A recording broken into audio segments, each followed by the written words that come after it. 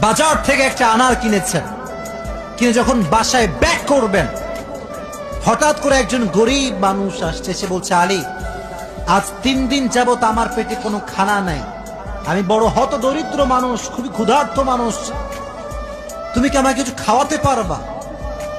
আলী রাদিয়াল্লাহু তাআলা আনহু এতটা দান করার মেন্টালিটি ছিল, এতটা ভালো মানুষ ছিলেন, বইয়ের কথা ভুলে গিয়েছেন, ওই আনারটাও আল্লাহর রাস্তায় দান করে দিয়েছেন।